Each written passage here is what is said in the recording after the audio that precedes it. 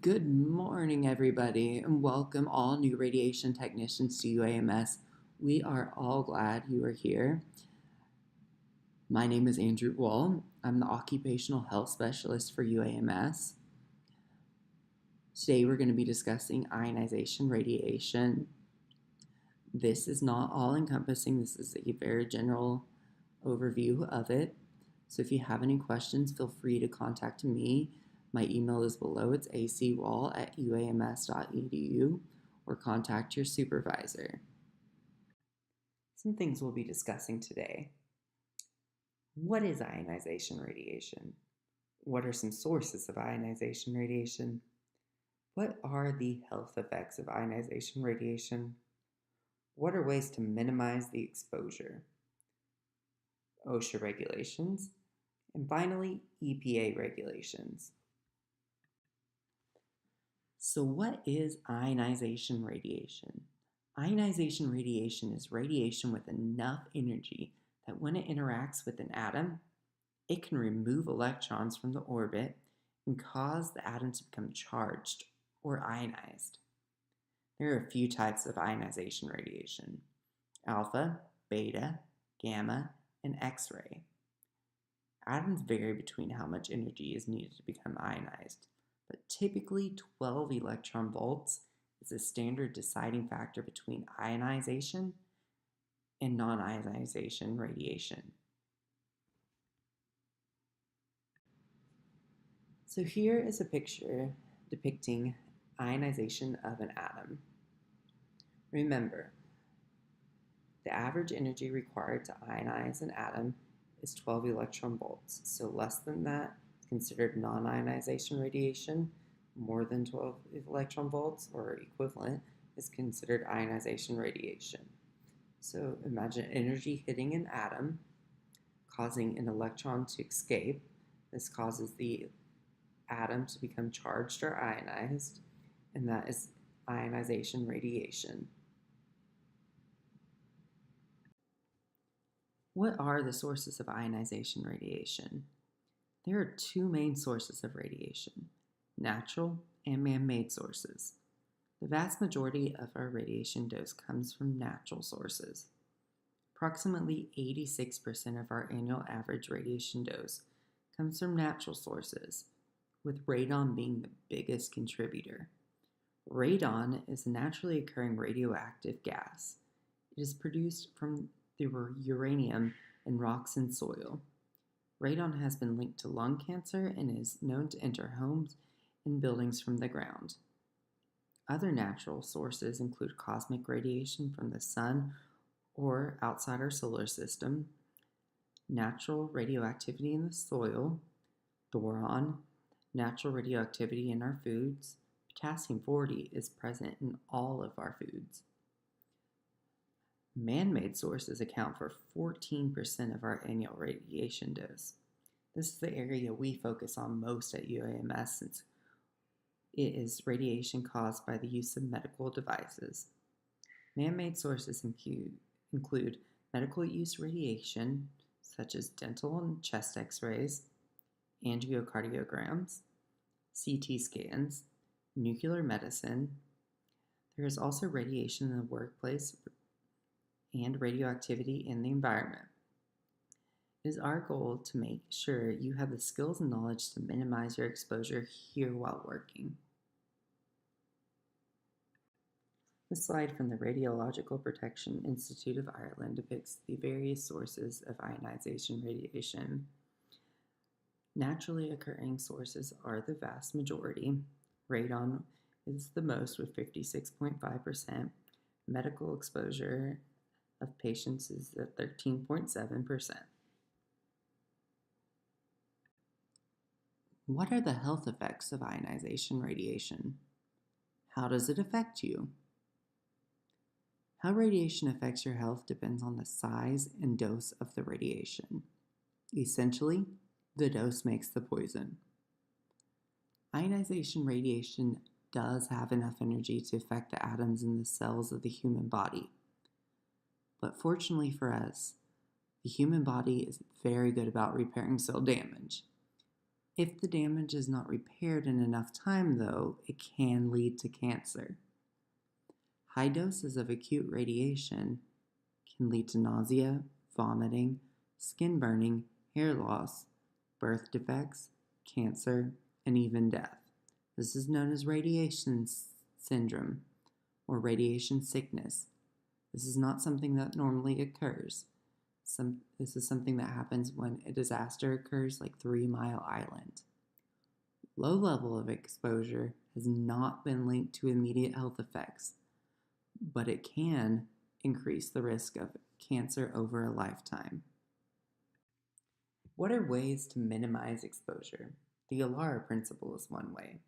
ALARA stands for as low as reasonably achievable. Basically, limit exposure to as low as possible. You can do this by using time, distance, and shielding. With time, you'll limit the amount of time to the exposure or radioactive material to a minimum, so decrease the time as much as possible. With distance, you'll increase the distance from the exposure of radioactive material as much as possible, so get as far away from it as possible. Doubling the distance between your body and the radiation source will divide the radiation exposure by a factor of 4. And with shielding, use appropriate shielding. For example, if it's a gamma emitter, use lead.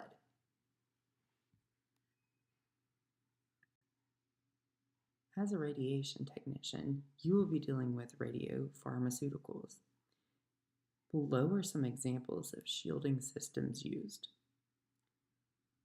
Syringe shields pictured in the center are used to drop radioisotopes, and they are used to inject patients with the radioisotopes. They come in various different materials, from tungsten to lead. You will need to be familiar with what radiopharmaceutical you are using and what the radiopharmaceutical is emitting. For example, if it's an alpha emitter, shielding can be accomplished with paper. But if it's a gamma emitter, you will need thicker materials such as lead. Syringe shields can be very heavy and difficult to use at first, so make sure to get plenty of practice using one before you start using it on a patient. On the left, you'll see something called a PIG. In nuclear pharmacy, they like to use plenty of farm terms. A PIG is another type of shielding system. Once the nuclear pharmacist actually draws up a syringe dose, they will put it in the PIG for shielding purposes. They also ship it to us in the PIG and the shipping system, which is on the right. We will actually ship the syringe back to them in the PIG and the syringe system, the shipping system, after we finish injecting it into the patient. This is so they can actually dispose of the syringe for us after an appropriate number of half-lives have occurred. The shipping system is also different for radionuclides. It's thicker and it provides shielding as well. You also want to reduce internal radiation exposure. Good hand hygiene is always important. You don't want to touch radioactive material and not wash your hands because you could potentially ingest the radioactive material. You also want to have a way to control for contamination. It's always good to have a plan in case something goes wrong and you accidentally spill the radioactive material. Proper ventilation to avoid airborne hazards is also important. It's important to use a fume hood if the radioactive material is volatile. It also is important to use proper personal protective equipment such as disposable gloves, masks, and eyewear. Before getting started with the OSHA regulations and the EPA regulations, I would like to say you are responsible for knowing all federal, state, and local regulations. If you have any questions or concerns about these regulations, please contact me or your supervisor and we can go more in depth with you about them. This is just an overview of them. I would also like to say many companies do set more stringent policies around the regulations. So if we set a policy that is more stringent than the local or state or federal regulations, please follow the most stringent policy. With all that being said, let's get started with the OSHA regulations. First regulation we'll be discussing is the regulation around exposure. OSHA sets exposure limits. They set their exposure in RIMS per calendar quarter. The first one is whole body, including head and trunk, active blood-forming organs, including lens of eyes and gonads. They set that at 1 1/4 RIMS per calendar quarter. For hands and forearms, feet and ankles, they set at 18 3/4 RIMS per calendar quarter. For skin and whole body, they set that at 7 1/2 RIMS per calendar quarter. OSHA regulations also state in areas of radiation exposure there shall be caution signs, labels, and signals stating that there is radiation. Here's an example below.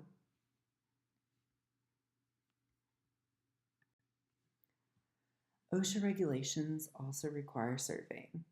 Surveying is required to monitor how much radiation you receive and to monitor for potentially unintended releases of radioactive material. You are required to wear a dosimeter. The dosimeter is there to measure the exposure that you receive. These are like film badges, pocket chambers, pocket dosimeters, and film rings. Here at UAMS, we wear a film badge and a ring dosimeter. You are also required to survey for potential spills of radioactive material with a Geiger counter. EPA regulations. The EPA set 3 basic standards in 1987. The first of which, any activity involving occupational exposure should be deemed to be useful enough to society to warrant the exposure of the workers. The second, for justified activities, exposure of the workforce should be as low as achievable.